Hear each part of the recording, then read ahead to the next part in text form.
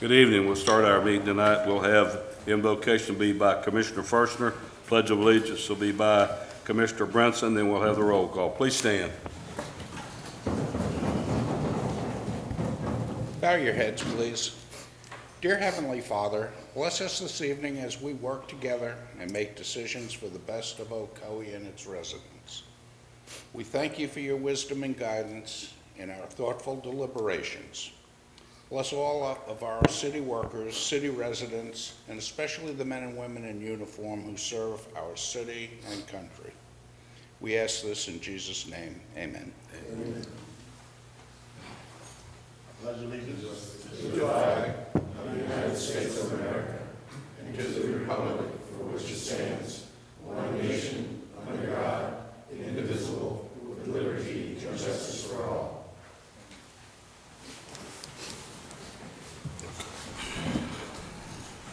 Commissioner Brinson? Present. Commissioner Wilson? Present. Mayor Vandergrift? Here. Mayor Johnson. Here. Sorry. Here. Commissioner Firstner? Here. Commissioner Oliver?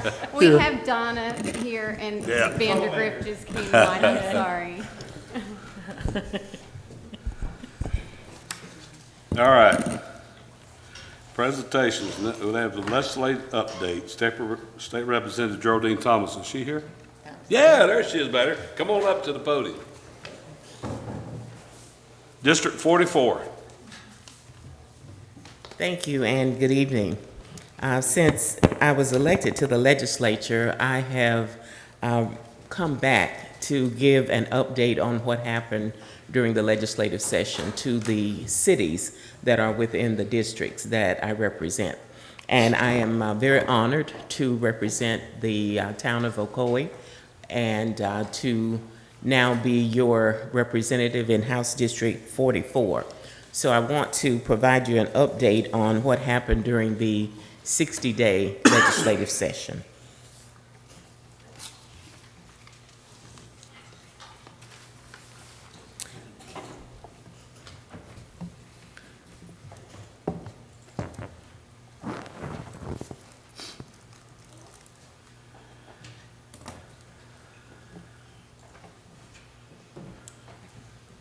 Okay.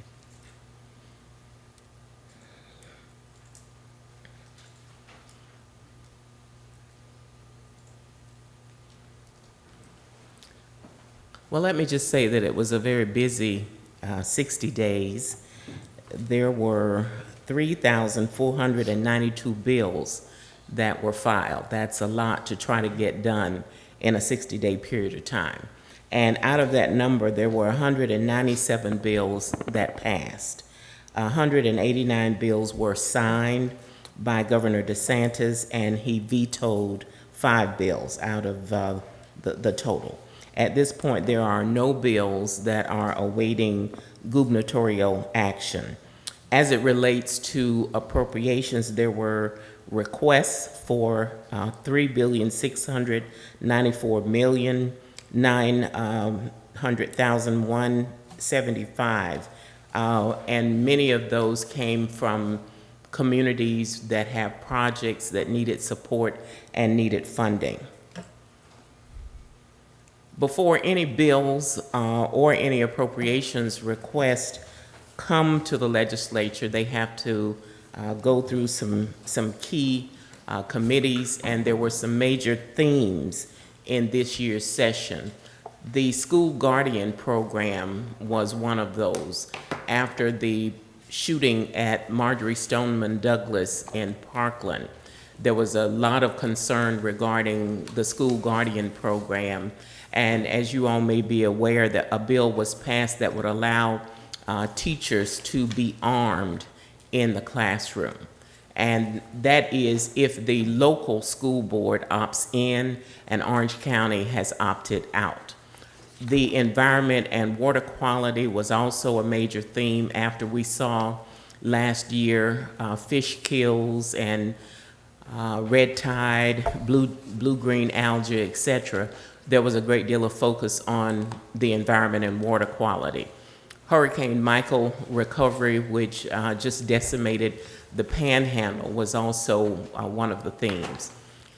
There are now going to be new transportation corridors.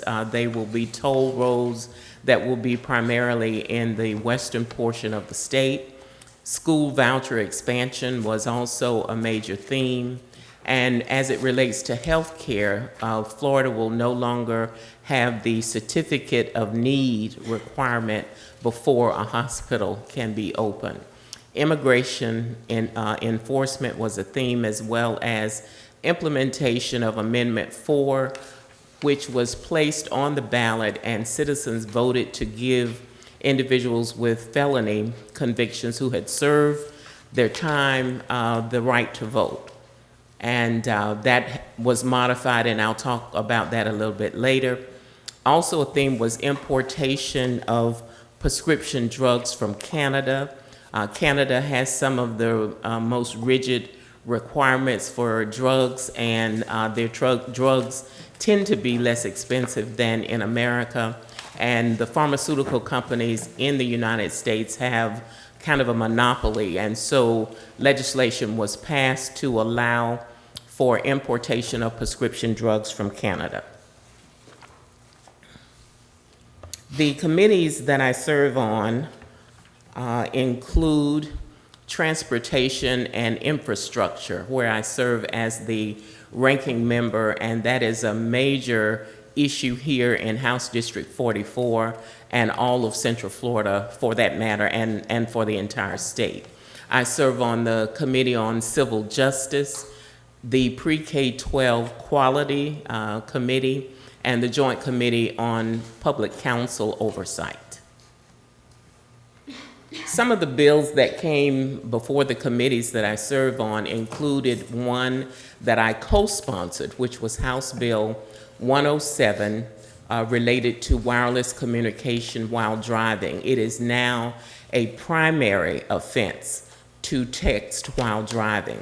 Before this law took effect, it was a secondary offense, meaning that law enforcement could only stop you for some other infraction, like weaving in and out of traffic, impeding the flow of traffic, and then if you were observed texting while you were stopped, then you could be given a citation. But now you can be stopped for texting while driving. There is some concern about this bill. As I said, I co-sponsored it because studies have shown that distracted driving is more dangerous than driving under the influence. But the concern was whether or not this would lead to profiling. And so there's a stipulation in the bill that data will be collected regarding the ethnic background, et cetera, of people who were stopped, to see if there's any overrepresentation of different populations. In the Civil Justice Committee that I served on, we were able to raise the threshold for county judges in terms of issues that they focus on. Right now, it's anything up to $15,000, and it moves to $30,000 next year, and then to $50,000 in 2023. And we were able to get 2 new judges for the 9th Judicial Circuit. I believe that those judges will be assigned to civil court to deal with business matters. Because of speedy trial requirements related to criminal matters, the civil issues, the business issues, have been put on the back burner. But that was quite an accomplishment to get 2 new judges for the 9th Judicial Circuit. And in pre-K-12 quality, one of the bills that was proposed was to allow for the study of the Bible and religion in public schools. That raised a lot of concerns, because does it open the door then, if you study the Bible, will there be a request then to study the Quran or the Torah or any of the other holy books? That bill did not pass. Bills that I sponsored included a bill related to fertilizer on residential properties, requiring slow release fertilizer, again going back to the concern regarding the environment and water quality. I sponsored a bill that would allow medical marijuana retail facilities. Prior to the introduction of this bill, you had, if you were going to offer medicinal marijuana, you had to do everything from the seed to the sale, called vertical integration. But this bill would have allowed individuals who want to get into this industry to simply open a retail shop. And the bill didn't pass, but a court ruling now allows, and that ruling was a couple of weeks ago, will allow for retail facilities. I also sponsored a bill regarding specialty license plates. None were issued this legislative session. My major focus was on elections, and we saw in 2018 the need for recounts. We had antiquated election equipment in some of the 67 counties, as there were attempts to feed the ballots through. The machines were overheating and jamming up. We had issues regarding individuals who were running for office then directing the elections process. So I had a town hall meeting in District 44, talked to supervisors of elections throughout the state, talked to the Secretary of State, and filed what became 1365. I also amended a bill to recognize longtime Windermere resident Robert L. Billingsley, who worked for the Walt Disney Company for 42 years. And a portion of State Road 535 will now be the Robert L. Billingsley Highway. And these are bills that I co-sponsored: protection for incarcerated women. I already addressed wireless communication while driving. I co-sponsored the Equal Rights Amendment. I co-sponsored a bill to prohibit discrimination and to provide health care benefits for our firefighters who unfortunately have a higher incidence of cancer due to the chemicals that they inhale, the smoke, etc. And so this bill passed and will allow for firefighters to gain benefits if they have cancer. I co-sponsored a bill with regard to heat illness prevention, primarily looking at people who work outside, a lot of our farm workers, etc. And a lot of these workers don't have a hydration break or comfort break, and I will be filing this bill again because it did not pass. I co-sponsored a bill to establish goals for renewable energy. We live in the Sunshine State, and it's hard to believe that Germany produces more solar energy than Florida.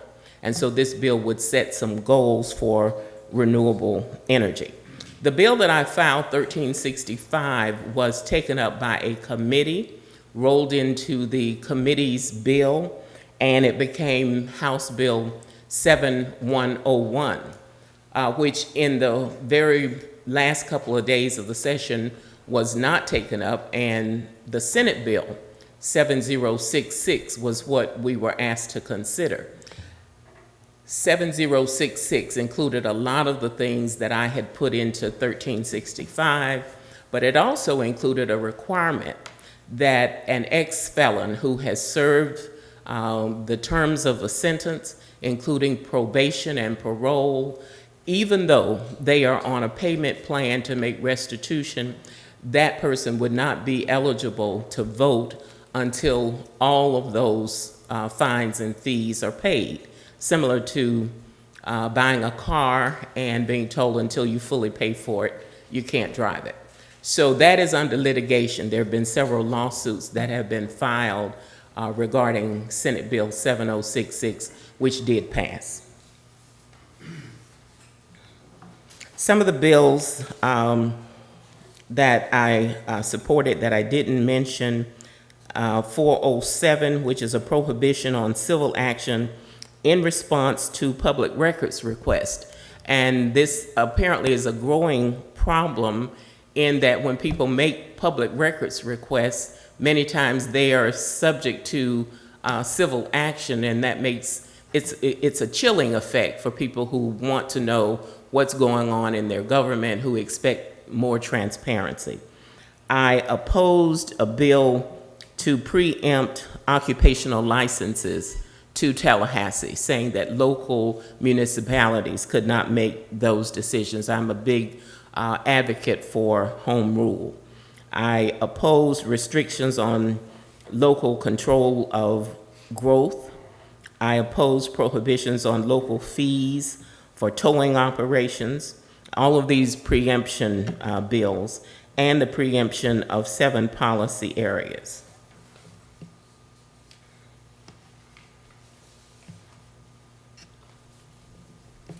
We had a budget of $91.1 billion. Governor DeSantis vetoed $131 million out of that budget. And he signed a budget that included $98 million and put back into reserves, on top of what we already have in reserves, $5.4 billion. Affordable housing, in my opinion, got a boost this legislative session because the legislature in the past has taken money that those monies come from documentary stamps, and they are set aside in the Sadowski Trust Fund for affordable housing, and those dollars in the past have been taken for other uses. There were $325 million available under the Sadowski Fund. $200 million was allocated for housing, $115 million for Hurricane Michael, $46.6 million for state housing initiatives called the SHIP program, and $39 million for state apartment incentive loans, which is called SAIL.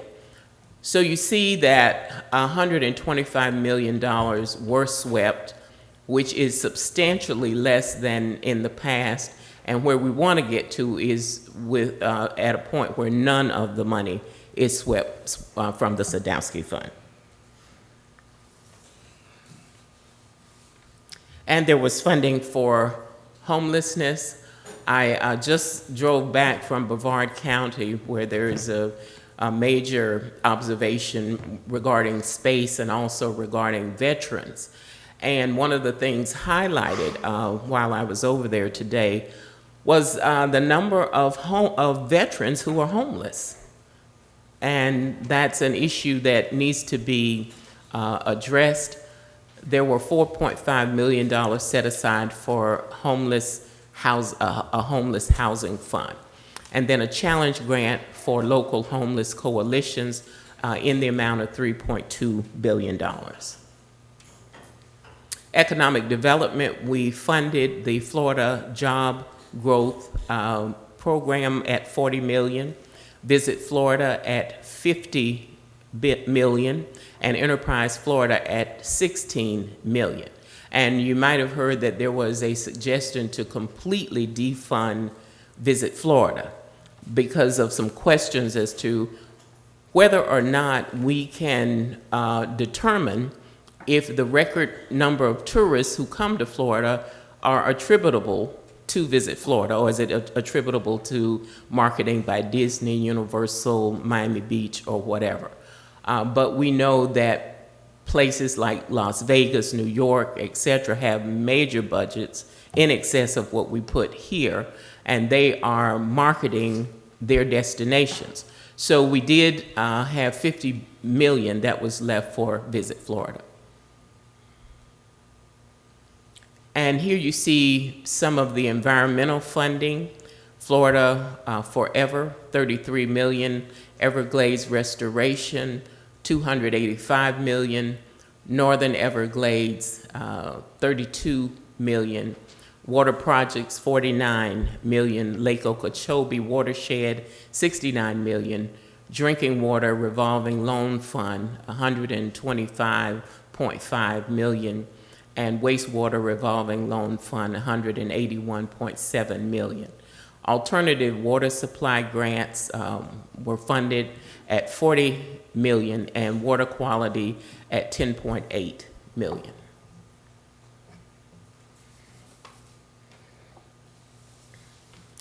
And also, because of the Orange County Legislative Delegation and our advocacy, we were able to increase funding for arts and culture, 800% increase. In 2018, the amount allocated for the entire state of Florida, arts and culture, was $2,650,000. In 2019, it was $21,400,000. And our school safety allocation, $180 million. Mental health assistance allocation, $75 million. Because we found, particularly in some of the mass shootings, if you look at social media that these individuals put out before they committed the act, you can see some patterns of mental instability. So funds were set aside for mental health assistance, and also for populations like the veterans that I mentioned who also need some mental health assistance.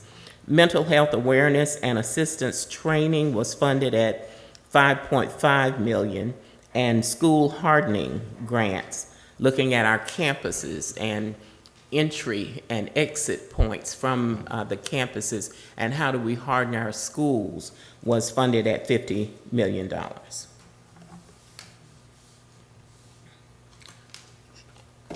I advocated for funding for the Florida Children's Initiative, which is operated in 5 different locations throughout the state of Florida.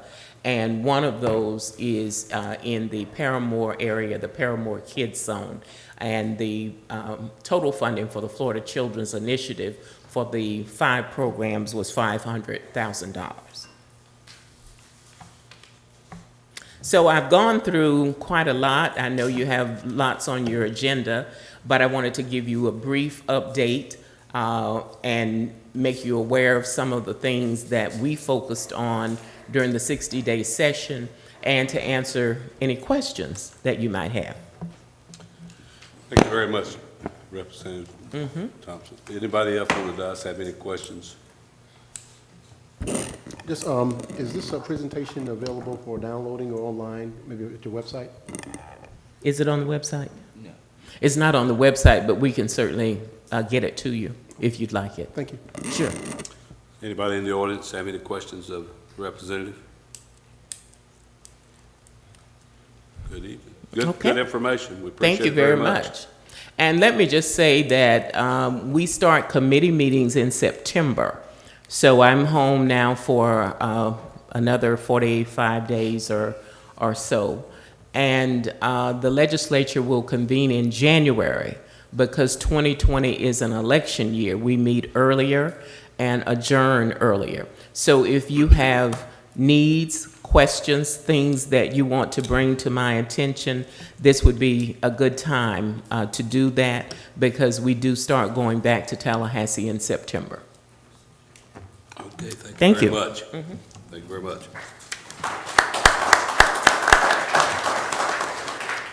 Staff reports. Agenda review. I have nothing this evening, Mayor. All right, commissioners' announcements. Commissioner Oliver. Nothing at this time. Commissioner Fershner. Not at this time. Commissioner Wilson. I was going to say something in that, Representative, you're still in the room. Please remember, as you've been an advocate for home rule, please continue that. We appreciate that. For anyone who does not understand home rule, we are always looking for folks who want to come forward and be advocates for what happens in your city. We are where the rubber meets the road, and sometimes Tallahassee likes to have an effect on that. And one of the examples was the CRA. But again, we need to remember to remind our representatives and our senators that what affects us at home is important. And so thank you for being an advocate for home rule. I'll continue to do that. Thank you. Commissioner Brinson. I have nothing. All right, got a few little announcements here. Team Police Academy is scheduled for July the 29th through August the 2nd, 2019, from 9 a.m. to 1 p.m. at High Point Church, 476 Ocoee Commerce Parkway, for teen ages 13 through 18. For more information, please contact Officer Jason Strange at 407-905-3160, extension 3024. Story time with cookies and milk with a cop is being held every Friday at 10:30 a.m. until July the 26th at the West Oaks Branch and Genealogy Center at 1821 East Silver Star Road.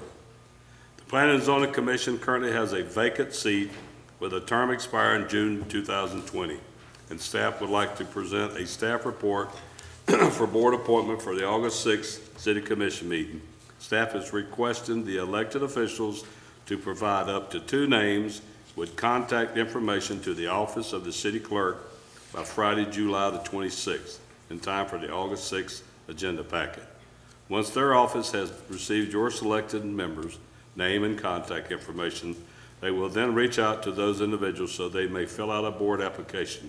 The board application received will be included with the staff report, as this will help us assess the members based on their experience and qualifications. All right. Consent agenda. Need a motion. I'll make a motion to approve the consent agenda. I have an item that I need to pull for discussion. All right, motion's made to, do I hear, let me have a second on it first. I hear a second. I'll second that with, is that what I'm supposed to say, with the exception of whatever the other commissioners want to pull? Yeah, yeah. What is that, what item number? Item number 3. Number 3. All right, we'll No, vote on the consent agenda. Yeah, I also have a item I want to take a look at is Give me the, number 4, item 4. and I just have a question on 8. So. All right, we're gonna vote on the consent agenda, motion made by Commissioner Firster, seconded by Commissioner Wilson. We'll vote on the regular agenda with items 3 and 4 pulled, and then we'll go over those. Oh, wait, excuse me, Mayor, Commissioner. You said 4, didn't you? But he said he had a 4 and a question question on on 8. so On 8? he had a Yes. question on 8. Well, you pulled in 4, and you want also 8. Yes. All right, 4 and 8. So 3, 4, and 8. All right. So 3, 4, and 8. All right. Let's vote. All right, now we're gonna go over item 3. Mr. Oliver. Item number 3, I think we've all been briefed on this one, and I needed to get some clarification on it.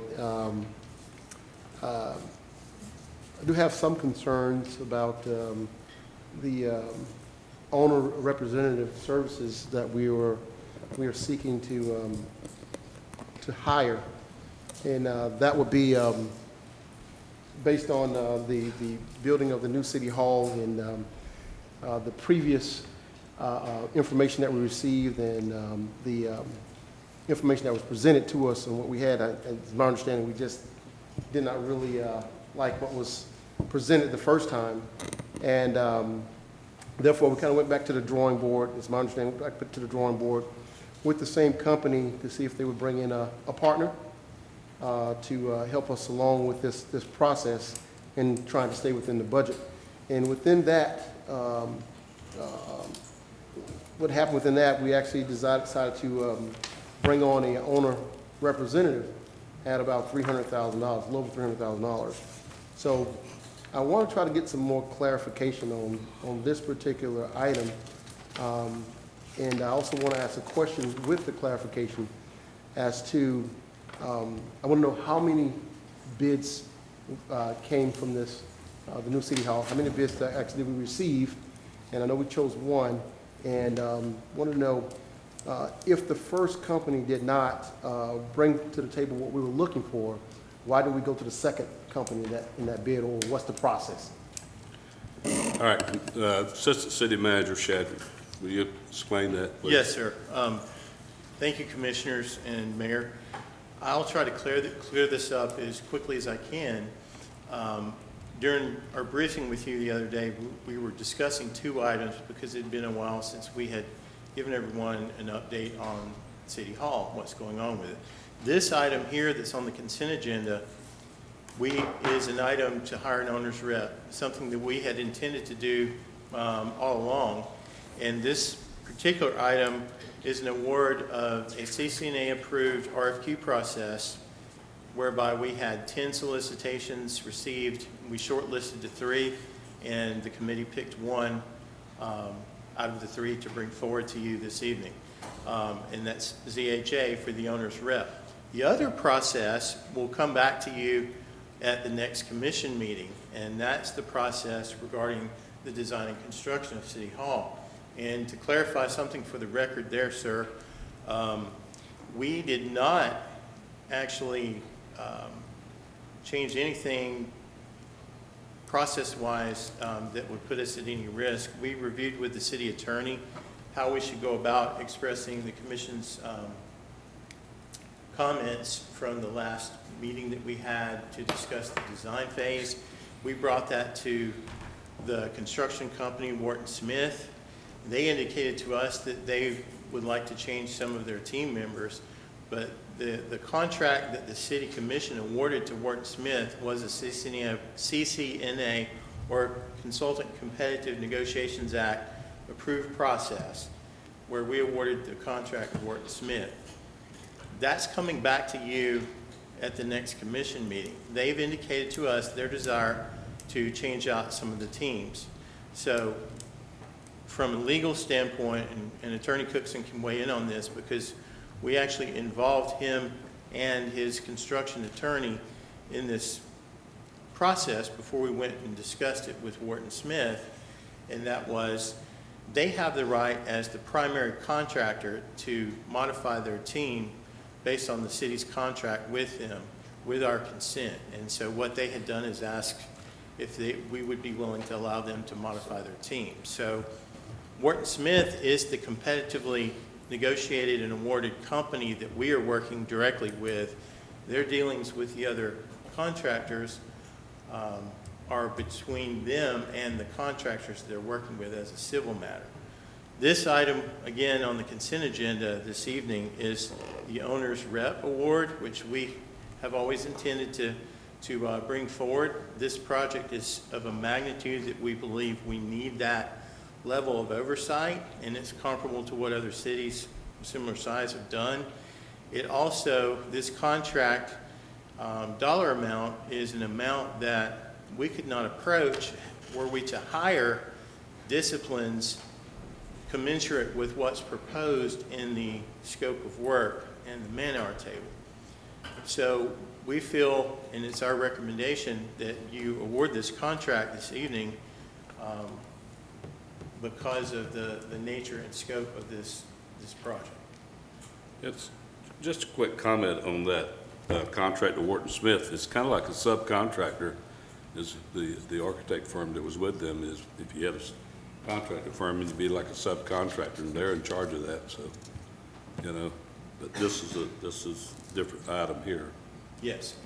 All right. Anybody else? Any Thank more you. questions? Yeah. You mentioned that we had planned on doing this all along. The question I have then, well, was it already budgeted? Did we already have the budgeted amount for this particular contract? If we had planned on doing this all along, had we set aside the funds to do this prior to No, now? sir. We did not set aside specific line items under City Hall. City Hall, under the bond funding that we saw, is a general line item. So the hiring of an owner's rep, there are a number of things. The point I'm trying to make is we did not put in a specific detailed construction scope in the bond documents where we went out for City Hall. We put a cost estimate that was done at the time. And, you know, hiring an owner's rep is something that's kind of a decision you make. You know, we've had some issues with some of the other projects in you know, such as the Lakeshore Center, such as Blueford Avenue. And we feel professionally that it's in the city's best interest with a project of the magnitude of City Hall that we do hire an owner's rep versus trying to manage that project internally. All right, I'm gonna turn, any other commissioners? I hope you can see my concern. We're talking about another $300,000 on a project that we budgeted $10 million for, and now we're coming back with another $300,000. So now I have to look out for the interests of the constituents in my district because they're tax dollars as well. So again, that is definitely a concern for me, that price tag. Again, I was just wondering, where did that figure come from? How did we actually come about that figure, the $300,000? And could it be done for less? All right, I'm not gonna go all night on this discussion. What we're gonna do is, any other commissioners have any discussion? We've been over this before. One of the problems is, if you don't have this, that we've had it with the other things, just like Lakeshore Center, you run into problems when you don't have somebody professionally looking after the job. And it's like any job, you have a project manager or somebody that can put the time into it. Also, if the tax constituents, it is tax dollars, but this is bond issue money that we bonded, $44 million with no tax increase. We put no tax increase on citizens for this project. All right, I'll just say any something. other commissioners? I'll just say something very quickly. Yes, I'm looking out for my residents also, but I see this building that we're in, and this building is sinking. Yeah. Anyone wants to see that, they can go right out to the front of the building. And I want to see it done right.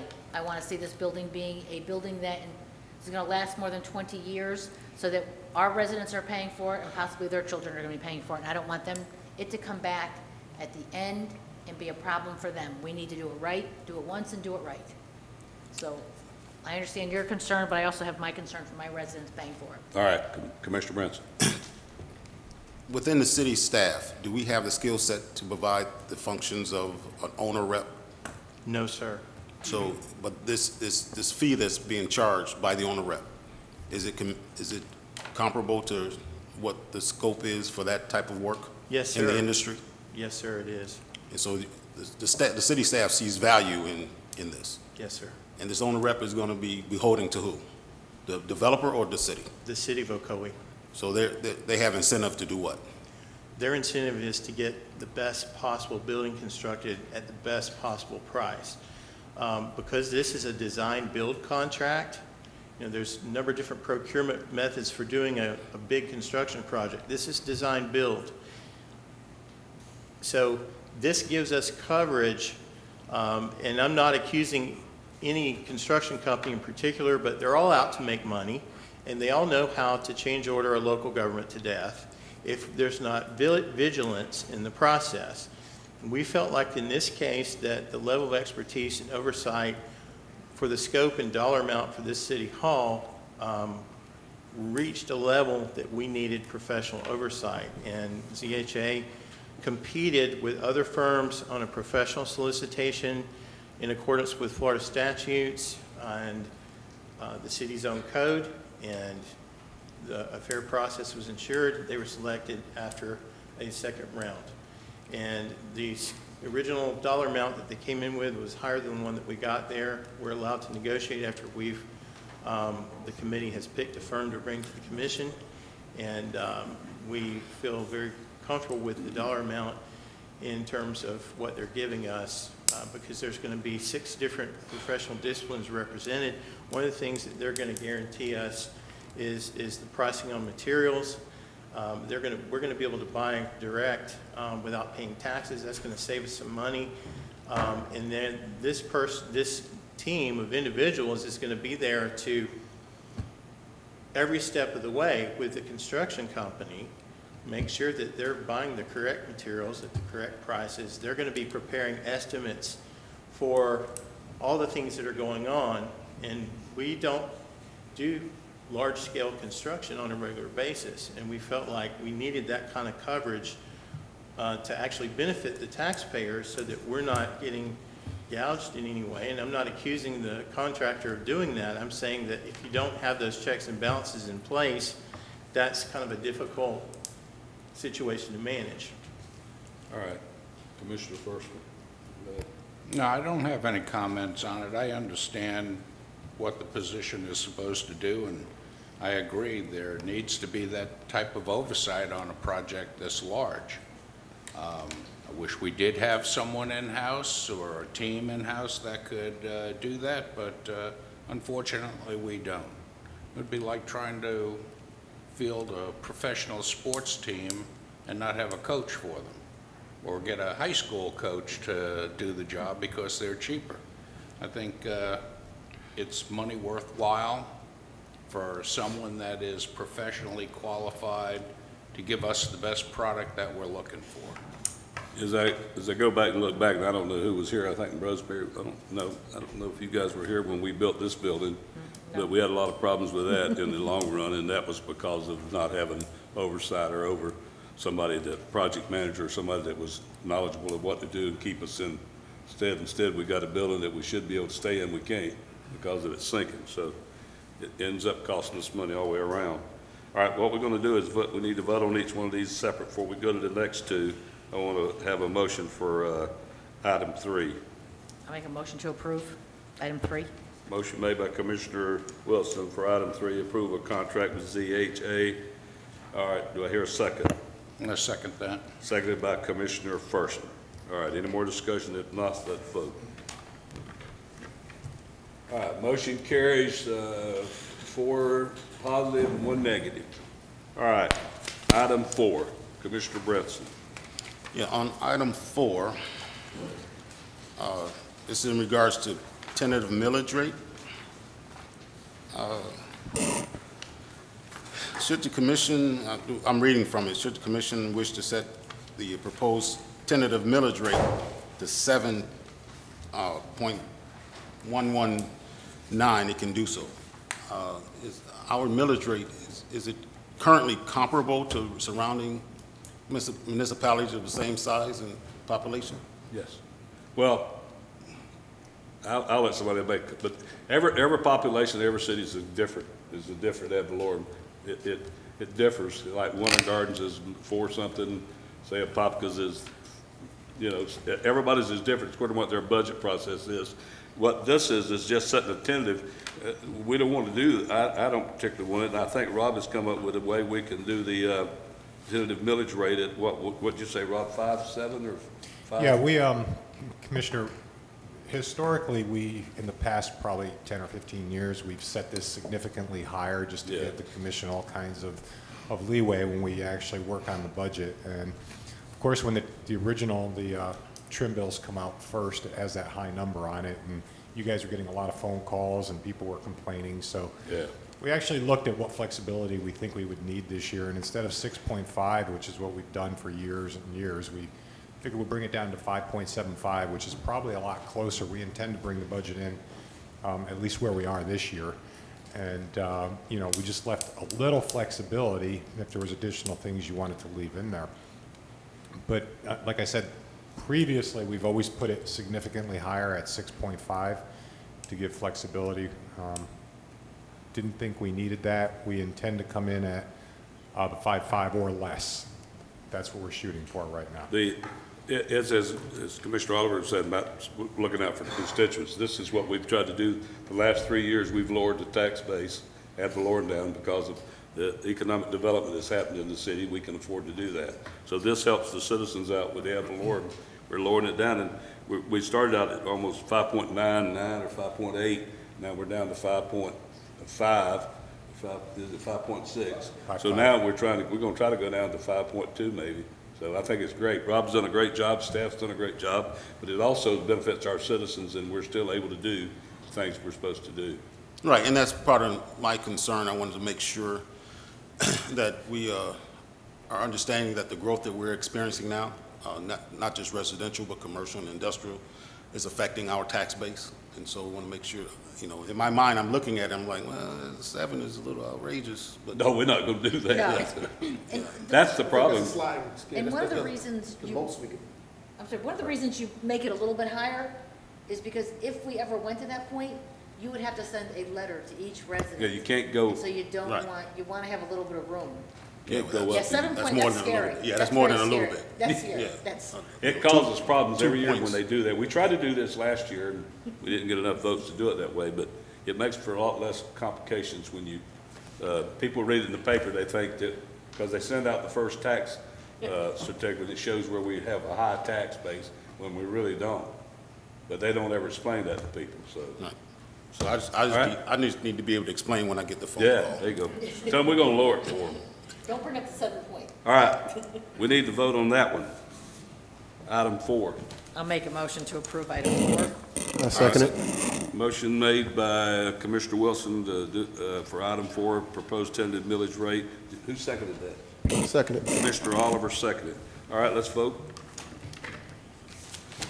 Motion carries unanimously. All right, item number 8. Commissioner Brinson. All right, this one is really simple. I just had a question here on the background summary. It reads that it represents 3% increase over the current FDOT lighting supplement. I guess that's a payment that we get. Is that 3%, is that outpacing inflation, or what? Where do we get that from? It's just a stipend to help defer the costs of the actual street lighting. It doesn't cover the cost, and it's subjective. Some years it goes up, some years it doesn't. It's more, depends on what the state government is offering. Okay. And this will go up once we do the State Road 50 lighting and get that in place. The number will go up significantly too, to help defer those costs. Okay. That's all I have. That's it. Okay, I need a motion for number 8. I'll make A motion to approve item number 8. Motion made by Commissioner Oliver for item number 8 for the resolution of State Highway Light and Maintenance and Compensation Agreement. Here's second. I'll second it. Second by Commissioner Brinson. Let's vote. All right, now we can move on. But before I do, we've moved our public hearing to the end, but I'm gonna make a mayor's decision here. I'm gonna let citizen Donna Diedrich and Brent Diedrich come up and go ahead and bring up their item right now. Thank you, Mayor Johnson and Commissioners. I appreciate you giving us a little bit of time. I know we have 5 minutes, and I'll make it quick. I'm here tonight on behalf of my family, the Vandergrift family, to ask the city a big favor in naming a park or a building after my father, former Mayor Scott Vandergrift, or as he was better known as Mayor Scott. My father, Mayor Scott, was born in the house on Bluford Avenue in 1940, and he never called anywhere else home but Ocoee. I was sad that he'd had to die in Orlando because he really would have been happier dying somewhere in this town. So he did not, but adamant.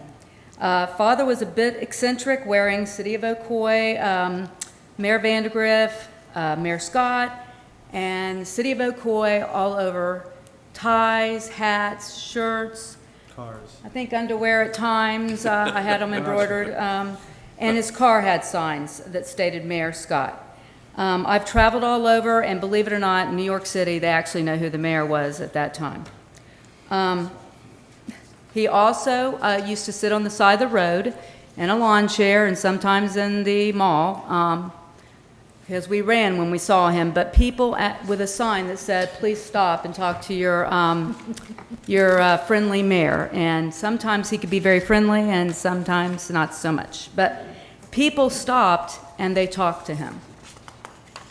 Currently, I am going through all of his stuff. He has about 2,000 floppy disks with pictures of everything in this town, I think. He loved taking pictures and documenting events of the city. I have pictures from every first day of every school from 1997. I'm just now on 1998. Bulldog football games, Little League games, senior center events, grand openings of businesses.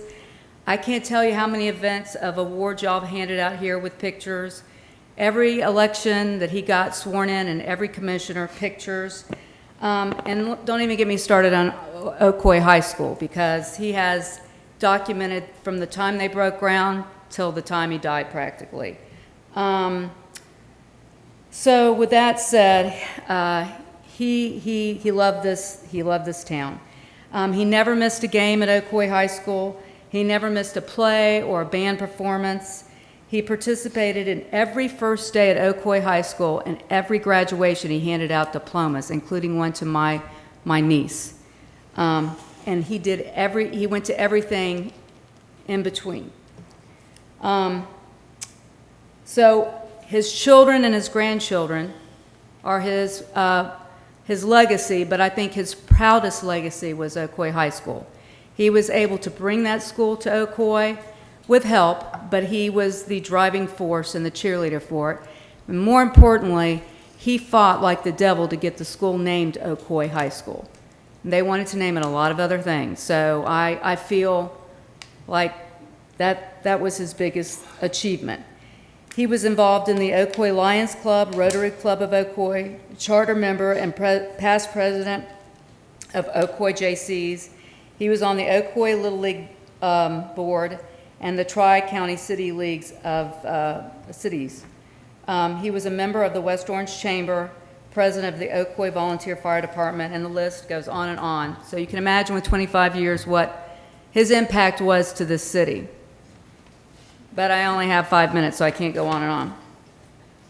So the family have come to the commission and the city to ask and hope that you will name something after him. You have set a precedent by renaming a park on Russell Drive for Frank Turner, Bill Breeze Park for former Bill Breeze, Tom Eisen Veterans Center after former Mayor Tom Eisen, Tiger Minor Park after former Mayor John Tiger Minor, the Vignetti Center after former Mayor John Vignetti. He was city manager. He was city manager? He was city manager. Okay, thank you. And then the recreation, the Jim Beach Recreation Center after former Recreation Director Jim Beach. All of those folks I knew, and they were worthy of the titles on those parks and buildings. My father was cantankerous, witty, kind, and most of all, a beloved icon of the city of Ocoee. And I feel and I think he deserves to have his name on a park or building in the city that he helped to build. We have suggestions and options. I don't know if it's appropriate to suggest those tonight. Is everything okay? Not quick, go ahead. Go ahead. So, and I don't know that I have time, but, you know, there is Central Park, which is on Fluelling Drive, that he helped, along with yourself, Mayor Johnson, to build the baseball diamond. Yeah. His grandmother did the youth center that is no longer there. It's a parking lot. But that park, my family, my siblings and I ran rampant around that area. So that would be something we would like. Or, you know, I'm also a big cheerleader for him as far as the Ocoee Lakefront Park be renamed after him. So what I really want to say is that he dedicated his life to the city, and my family would really love to entertain working with you to maybe have something that honors him. And I think that's it. Okay, well, I don't think that's a bad idea at all. I do think Central Park is a big part of where Scotty was at back in the days with all of us and before Yeah. everybody was here, in the baseball fields and the old youth center there at the parks, the dances and stuff like that. So Yeah, I think what we need to do, Donna, and I don't, maybe Rob, we can all, maybe set it up for our next meeting and come up with a name and see what we can do. Is that okay with you, Rob? That'd be great. And maybe have you, we'll contact you and see what, I personally think Central Park would be a perfect. That was the first thing that came to my mind. We lived right around the corner from it. We spent a lot of time there. Yeah. My son and my granddaughter live here, and I think that it would be great for me to say to her, you know, your grandfather really, Yeah. you're part of the, Great-grandfather. your great-grandfather, you know, My helped grandfather. the city, and this is something the city did for him. It's nothing that he would have ever asked for, and that's why we're here asking for it, because, you know, as a civil servant, and all you guys know, you're not here for the recognition. You're here because of, you know, a need to help, you know, the people you represent. I mean, he didn't make a lot of money, and as mayor, but he was here because he loved this city. It was his roots, it was his family, it was his memories. And, you know, we just want his memory to last on for all the years of service that he gave to this. I mean, I grew up here and I wasn't even from the city. I mean, I grew up here driving around and waving, and, you know, he would just stop and, you know, ask people, like, how's your day going? Is there anything, you know, like, you know, ask your mayor about anything you want from your city? And some people wouldn't be happy about it, but he'd sit there and listen. So. No, just for the button you got on, and I know everybody has different things. Scott, and I always said he probably had on his underwear too, but Well, I will tell you We hope that not. it's funny that the button is funny because they've come out with a National League of Cities. There's a new program they've got this year, and it's called I Love My City. And when I went to the first function, when they had that, I thought of Scott, because Scott always had that button around. But they've got that out now for all the cities in the United States. They've got it on billboards and everything else. And it's about, I don't know why they didn't put I love our city instead of I love my city, but that's what they got. But Yeah. I thought about it when that was there. So I think we could work on that, Donna, and then Yeah. I'd appreciate it, and I so think we would can my work on it. family. Before the, I want to say something. He loved Ocoee High School. We moved here in 2002, and when Ocoee High School was built, my son was practicing football, and my wife and I forgot to pick him up. So he's walking home, and the mayor picked him up. Mayor Scott picked him up. I get to the house, and I said, the mayor of Ocoee, oh God, what is he doing in my house? He actually picked him up. And so- you knew he was the mayor. Why? Because Yes, he had it He was driving everywhere. cars. there. Slow, So that's yeah, he why. really loved He was Ocoee your High best School. PR. Yes. He So we drive had many 500. encounters on the football field, him with his camera. So I can definitely attest to that. I've had many conversations with him at that football field. So he really loved that school. He did. He really did. It was funny. Brent said, well, maybe you should ask him to name the football field after him. And I go, well, that's going to have to go That's through Orange County. Orange Orange County County. schools, and that's not going to happen. I think if it's okay, I'll get a consensus from everybody to do that, and we'll work on that name. And I think if it's okay, I don't know why it wouldn't be okay to do Central Park. I mean, so, is the consensus okay if we go ahead and work on coming up with where to put it at and name it? Again, I'm thinking in my mind, because what he loved butterflies and Well, what you was love the mo- Little League is where he it loved- is. he- It's he- when He it started. loved Little he loved League. a lot of things, but again, just Him trying and to think Mr. of the Breland most was the appropriate. two mainstays. I got involved in it back in those days too, but Mr. Breland and Scotty were big time in that. Yeah. Vandegrift was big time into the Little League programs. So I think that would be a good place, that whole park area. That's the first place I thought of. And my Yeah. sister suggested it, and so that would mean a lot to us, so right. thank you. It And might take I us know a- it would mean a lot to him, even though he would not like it, but It too might bad. take us a few weeks to get it organized, but I think we can work on that, so maybe Mark, Yeah. the recreation. That would be department and great. all that stuff. All That'd right? be great. Thank you Thank so you much. very Thank much. you, good seeing you. It's good seeing you too. And we'll make sure somebody gets a hold of you, Donna. Okay. Okay, thank you. All right. Public hearing, none. First reading of ordinance, none. We go to the second reading of ordinances. Second reading of ordinance for Orange County Public Schools. I'm gonna try to pronounce this young man. Gajadar is one of, is that right? That is right. Hey, all right. He's our new zoning manager who worked for us in another department. Good evening, Mayor, Commissioners.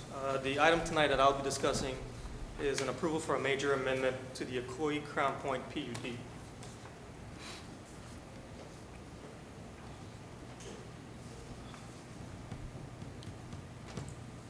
Oh, this is school.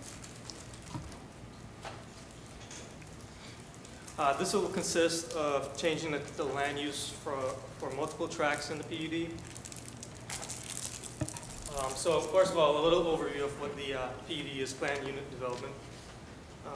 It's a joint venture between OCPS and the City of Ocoee that was approved in 2003. It's located to the northwest side of the city. It's approximately 360 acres in size, and it was originally envisioned for a multi-use combination of public, residential, office, and commercial use in a high-quality, traditional neighborhood development environment. The PUD consists of developments such as the Ocoee High School, proposed OCPS Elementary School, and preserve at Crown Point Subdivision, which is currently being developed right now. The specific parcel within the PUD is shown on the screen here. It's currently vacant and is approximately 37.46 acres in size.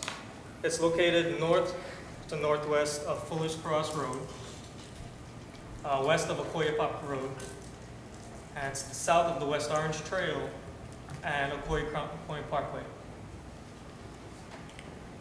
An aerial view of the PUD. As you can see right here is the Ocoee High School. Here is where the preserve is being developed right now, and a proposed elementary school right here. This is the same. This is the layout of the PUD right now, and this is the proposed layout of the PUD. The substantial amendment would consist of changing the land use on all 5 tracts within the parcel to workforce education / townhomes. And these are the 5 tracts, and what the current land use is: workforce education plus depot / townhome, right of way, and stormwater drainage.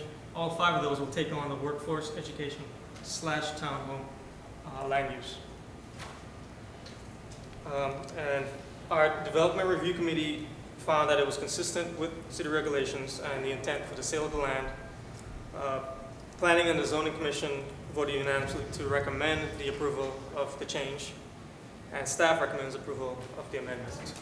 We also have representatives from OCPS who will also present briefly on the PUD change.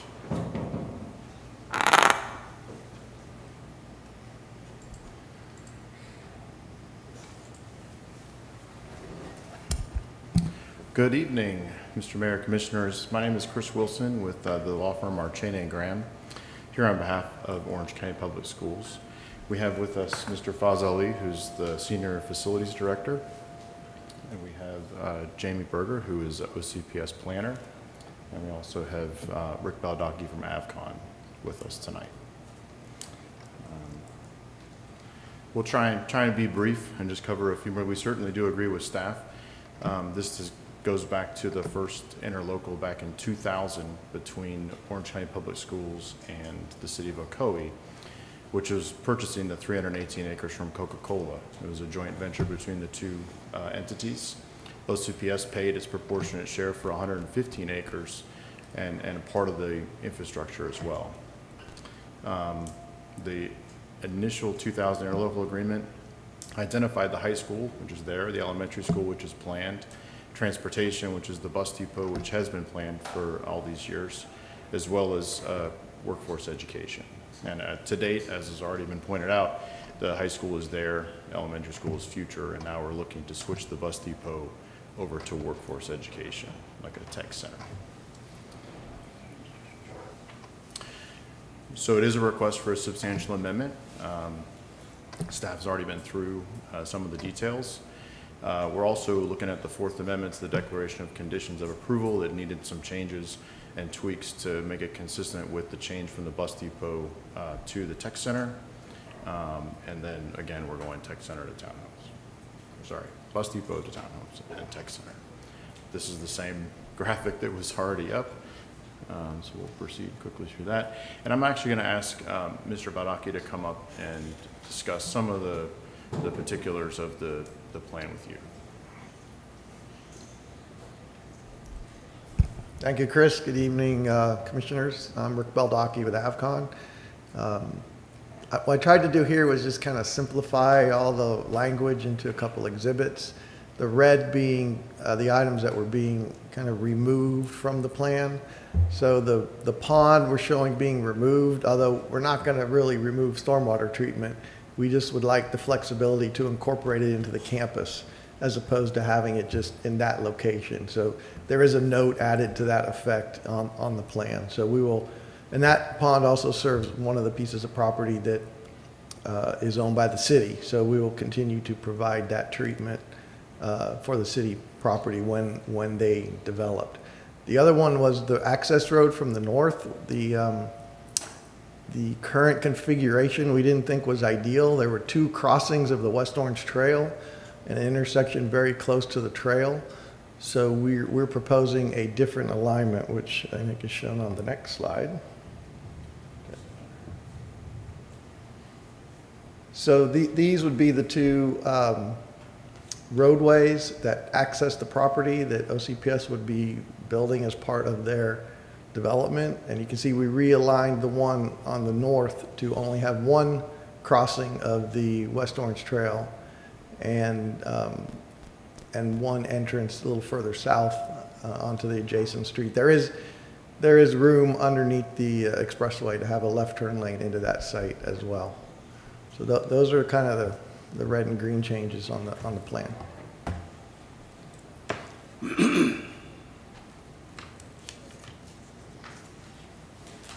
We had gotten some questions at the planning and zoning about what would be going on here, so we thought we'd go ahead and provide information to you guys. It's technical skills, construction trades, welding, human services, veterinary assisting.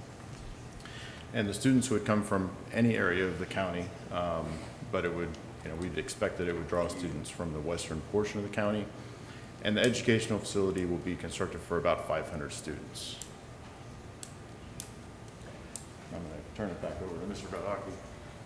Yeah, we wanted to present the traffic implications of the change. So obviously the bus depot would have had many buses. So with the school, this is an estimate because they do bus children in from high school. So that's an estimate of the number of buses to the site. The second is a trip generation using the ITE code. So the bus depot, you can see the numbers there of what we would have anticipated the bus depot, and those would have been half buses and half cars, so that they would, the drivers drive their car in and then get in a bus and leave. So half of those trips would have been buses. The technical college trips, and this is a change from the previous presentation, which we gave to P&Z. At the P&Z presentation, we had used the attendance of the existing technical school. Since then, OCPS has given us more information. It's actually reduced the number of students. You saw it on the previous slide. So these trips are even reduced from what we had presented at P&Z. So you can see, comparing what a bus depot would be there on the last bullet versus the school, there's a significant reduction in the trips that will be generated by developing the site.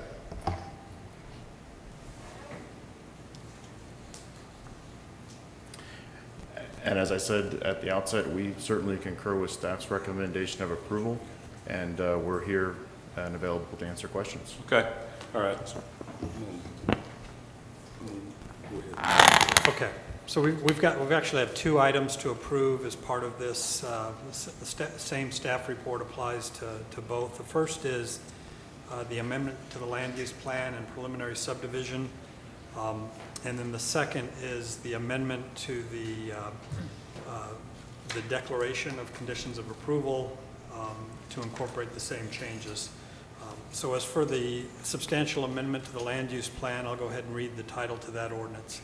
This is an ordinance of the City of Ocoee, Florida, approving a substantial amendment to the land use plan and preliminary subdivision plan for Ocoee Crown Point PUD for certain real property comprising of approximately 37.46 acres, located north of Fuller's Cross Road, west of Ocoee Popka Road, and northwest of State Road 429 Western Beltway, pursuant to the application submitted by the property owner, amending the Ocoee Crown Point PUD to modify the designated use of Track 7A and Track 7B from workforce education to workforce education / townhome, Track 13 from bus depot / townhome to workforce education / townhome, Track 34 from right-of-way to workforce education / townhome, and Track 41 from OCPS stormwater to workforce education / townhome. Finding such ordinance consistency with the Ocoee Comprehensive Plan, repealing inconsistent ordinances, providing for severability, and providing an effective date. All right, before I bring it back to the desk, I'm going to open for the public hearing. Anybody in the public have any questions on this item for Orange County Public Schools? Anybody in the audience? All right, I'm going to close it, bring it back to the dais. Anybody at the dais have any comments? Yeah, on this school, is this includes high school students, or is it post-high school students? It does include high school students and post-high school students. I think the high school students can come over and utilize the facility during the day, or they come over after school as well. Mr. Ali is nodding, correct. Okay, can you come up? Yep. Sure.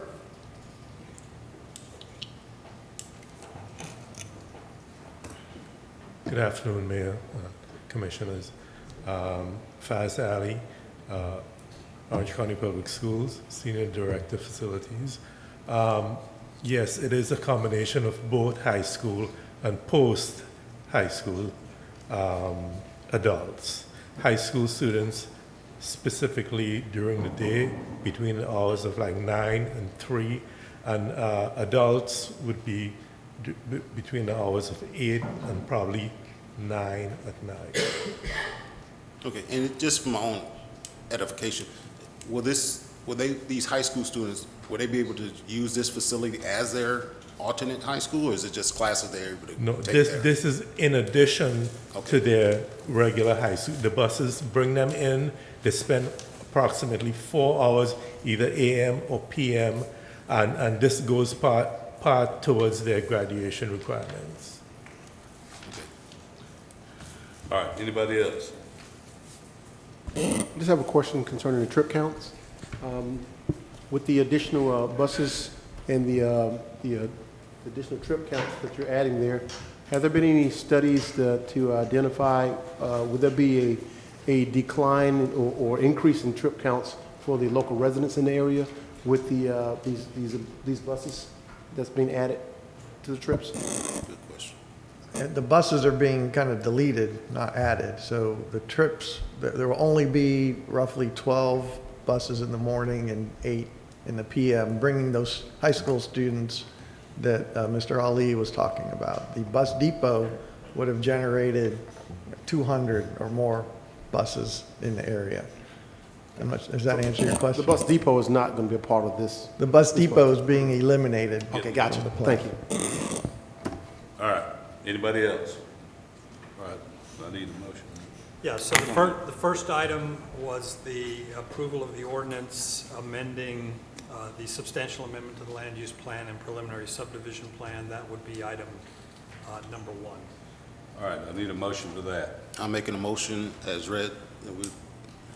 Commissioner Branson made the motion for the land use. Do I hear a second? I'll second that. Seconded by Commissioner Wilson. Any more discussion? If not, let's vote. Motion carries unanimously. All right, the second item is the amendment to the Declaration of Conditions of Approval. This is the 4th amendment to the agreement entered into between the city and the school board. Changes the same uses that were outlined in the land use plan ordinance. So we need a motion and approval for the 4th amendment to Declaration of Conditions of Approval. All right, do I hear a motion? I make a motion as read. Good motion made by Commissioner Branson. Do I hear a second? Second? Seconded by Commissioner Wilson. Any more discussion? If not, let's vote. Motion carries unanimously. Thank you very much, gentlemen. Thank you. Thank you. Good job there. All right. Regular agenda, none. Staff action items. Nothing this evening. All right, now we're at the comments from citizens and public. Anybody have any comments from the citizens or the public they want to make? Nope. All right, bring it back to the dais. Comments from commissioners. Commissioner Branson. Yeah, I know that I'm getting a lot of calls and emails, conversations I'm having with some of our homeowners in various communities.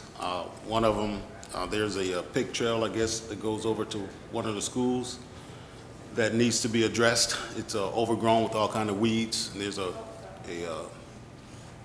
stockade fence down there that it's in disrepair. I'm not sure if it belongs to Orange County, or if it belongs to the school board, or if it belongs to Ocoee. I took a look over there, and the students are walking through there, and there's no telling what's growing up in there. So they're supposed to be sending me another email. which is That's, another that big truck's been there a long time, and been a lot of problems. reason. Yeah. Rob? Yeah, well, why don't we talk about it and see what we can come up with? I think the last time it came up, it comes up every 2 years Yeah. or so. I think if I remember correctly, the last time we were going to help the neighbors with some staff time and a few dollars, and they were going to take care of it from, so that's the direction we went in. And now, a couple of years later, I guess it's becoming, full of trash and under disrepair again. So when you get a chance, let's talk about it, see what we can. Okay. Yeah, because I walked through it, and I was like, oh, Well, Yeah. okay. last time, a bunch of police, I think, and some different people got together and painted it and cleaned it up, and Right. so we'll see. Church, the church was supposed to, Yeah. about which church? Well, there was multiple churches that went out with the police department, but I thought it was last year. Maybe time just flies away. No, that's been a Beginning of couple school years year. ago. 1 year before that, last year. 2 years. 2 years ago, they went out and they cleaned it up. There's a lot of pictures. Well, Do we know whose jurisdiction? Is that the cities or? that's, it's city property back through there. It's right away to run behind those houses. Oh, okay. But the county, it goes into the county piece. Right, and that's the question they had. Yeah. So we'll have somebody, Public Works or somebody check it out, right, Rob? All right. There's also I got two other things here. There's a tree on Ingram Road, and it's kind of leaning over the road. It looks unbalanced, and everyone seems to think, who's called me and emailed me, that tree during a good storm is going to topple over. So I don't know if we have someone.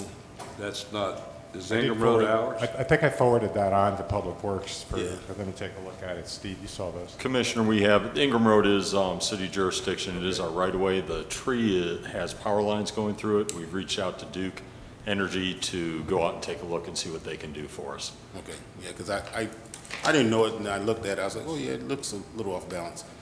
And the last one I had Don't was, get lost, Steve. yeah, the last one I had was the fountain over in Crown Point. What? There's a fountain in Crown Point, there's a pond over there. I don't know what's going on with that, so. It's, the city provided the fountain.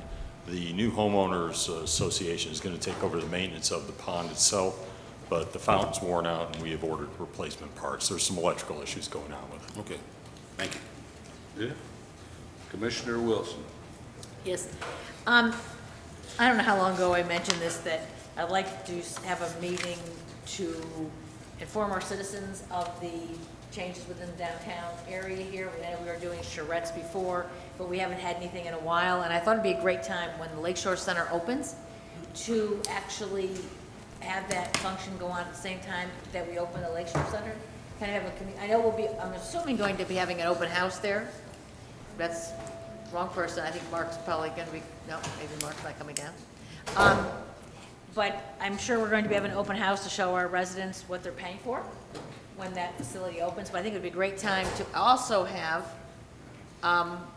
Ms. Corliss, to have this, again, an opportunity for us to showcase what's happening within the park, our downtown area. It's also, we could bring in what's going on with the CRA, but an opportunity for residents to come in and look at that. So I'd like to go ahead and get the commission's support on doing something of that nature. Mark, were we going to have an open house? Good evening, Commissioners, Mayor. We are doing a show, like a wedding show. We're going to bring vendors in, that kind of No, stuff. but I'm talking for our residents to see what the new facility looks like. It's going to invite the public to the. Well, if the wedding is a venue, is a chance to show the venue to wedding folks, I'm talking about bringing our residents in who are paying for this facility to actually see what they've paid for. Have an open house. An open house, and at the same time, be able to have a display of all that's being done in the downtown area, because we have not touched base with a lot of our residents, probably in the last year, if not longer, since we've been doing this. Since we've been, should I say, redoing we have the bond and what we're doing with the Withers McGuire House and et cetera. I think we were very much in touch with our residents when we started, and I think we've lost touch. It's not to do with you, I'm just looking for the venue. But I think we've lost touch with our residents to show them what we're doing, because they have questions. And so I think it'd be a great opportunity when we do an open house to actually have that information available through our, All right. am I, You need to answer that, or? I just wanted to add in, we've been talking about that. Ginger and I have been talking about it, and Mark and I have been talking about it. Some of the other project managers have been talking about it, and they do have their wedding vendor showcase that's coming up, but that would not be the appropriate time to do that. But we've been talking about having another public open house, and we're trying to pinpoint the best time to do that, because we'll have back to school coming up very soon as well, and then we'll be starting budget workshops and public hearings. So we're going to try to put together some dates and discuss that with the city manager, and we can do a downtown update and a CRA update and showcase what we're doing. Any more? no, that's, I Okay. I would like to move forward on that as All soon right. as we have a parking lot and we have, Sergeant Iannuzzi, you have something you want to say? thank you.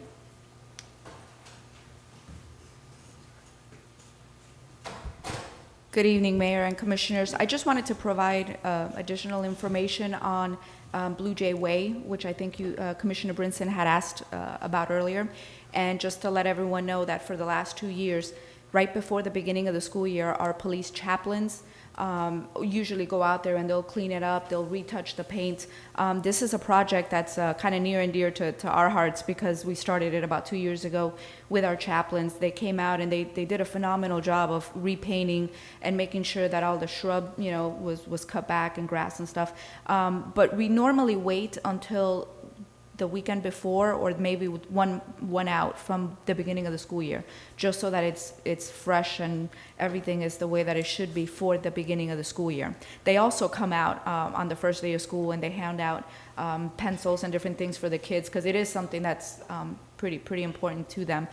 We do have every intention of going out there again before the beginning of the school year, so probably either the first or the second weekend in August. On a Saturday we will come out. And usually the upkeep doesn't take as long as the original project did, which was a 2-weekend a project. But we're definitely looking forward to doing that again this year. Yeah, let me know. I'll be there. I will. Thank you. All right. Commissioner Fershner. The Ocoee Youth Council, can we get an update on that program?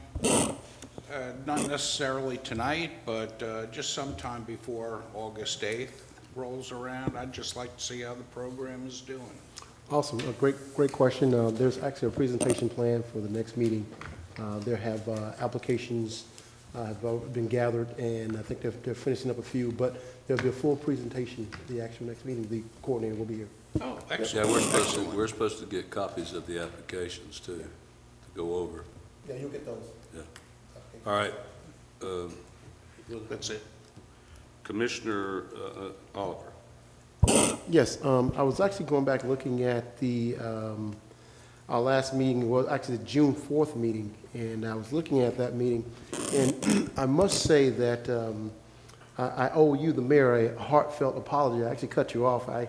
I looked at that meeting and just it wasn't a good look at all, and you were speaking, I cut you off, so I owe you a heartfelt apology, a public apology, just for that. So I hope you would accept that apology. Oh, yeah. Sorry for cutting you off. No problem. That it? That's it. All right. Steve, I won't keep bringing this up till we get something done about it. Lights on Ingram Road.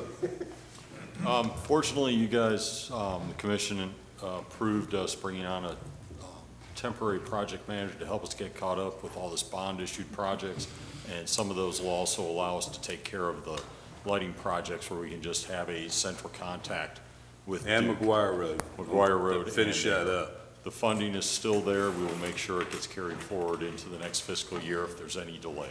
All right, the other thing, and I know up in Commissioner Brinson's area and it's other places, but if you come down Ocoee Popka Road, by where the trail goes across, all the sidewalks from the county, everything in there, you can't even hardly see the sidewalks. They're not mowing, edging, or doing anything, and those kids walk through there for the school.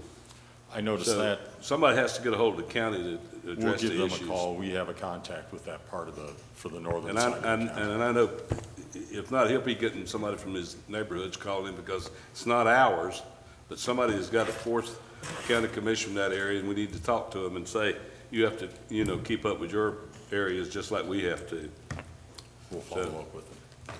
All right, I think if everybody sees our downtown on the building over here, Lakeshore Center's getting pretty near being open, I think, and the paving is fixing to get started, and they're working on the new wedding venue out front, and then I think I heard the grass is going in maybe into this week on the lakefront, so everything is starting to pull together, so we appreciate that, and we appreciate the staff's efforts with all the different projects we have going. And Rob, when do we do the dates for the budget? Next meeting? No, it's right here. We did it We didn't go over it. we approved it. We didn't. I want to, I make sure the dates. All right. Everybody know what the dates are, so we need to make sure we put this out on TV where the citizens can see it. We always do, Mayor. Yeah. And like I said, if you go put in for the planning and zoning board, put your name in, and we'll do the thing, and we'll turn them in at the next meeting. We need to turn them into you by July 26th. Okay. You gonna announce the meetings? Huh? Are you gonna say the meeting? The meetings for the budget workshops will be August the 8th and the 14th, and sometimes we don't need the second one. The following dates for the budget meetings will be September the 11th and 25th. It will start at 6 p.m. All right, we need to make sure we put that on the TV also, where citizens can see it. All right? We always do, Mayor. Huh? We always do. All right. Meeting adjourned.